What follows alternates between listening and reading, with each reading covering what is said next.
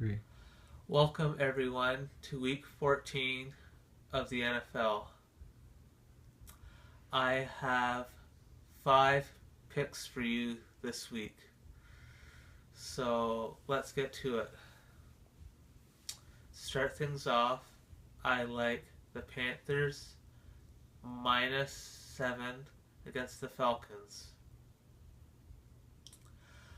I think the Panthers will continue their strong play and have a bounce back effort on the defensive side of the ball, as they gave up 38 points last week.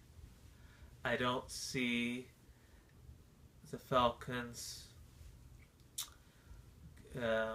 offense being able to do that much on either side of the ball, as I think both Carolina's offensive and defensive lines will be able to push them around and control the line of scrimmage.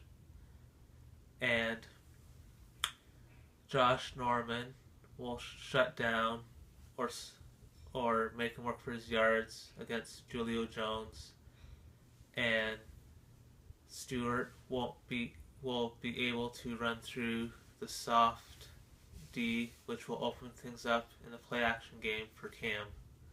So I look for the Panthers' undefeated season to continue. For my next pick, I like the Bucks -3.5 over the Saints. I look for this upstart Buccaneers team to make a wild card push for the final spot in the playoffs, and they'll be hungry, and Doug Martin will be able to feast on the Saints defense along with Vincent Jackson and Evans at receiver, as I don't think any of the Saints defensive backs can handle them. And the Saints put all their eggs into one basket as they played their equivalent to their Super Bowl last week against the Panthers at the Superdome, and they came up short. So I look for them to come out a little flat or not energized for this one. For my next pick, I like the Bills -1 over the Eagles. Yes, this is the McCoy and Chip Kelly grudge match, and I look for McCoy and his friends on offense to control the ball on the ground, and I think Bradford will be under some heat against the Bills' D line, and the Bills have too much speed at receiver and tight end for the Eagles' secondary to handle. And the Eagles might have beat the Pats last week, but what you might not know is they had 21 points off a blocked punt, a pick six in the end zone, and a punt return. And they needed a third down stop just to hold on and win. So I don't look for them to be as lucky this week. For my next pick, I like the Bengals -2.5 over the Steelers. Yes, you heard me correctly, folks. I like the Bengals. I think the Bengals receiving core will give trouble to a questionable Steelers secondary, as they have a height advantage on all of them, and I think they are better up front, and they'll be able to put some pressure on their secondary by running the ball with two-headed monster, Hill, and Bernard. And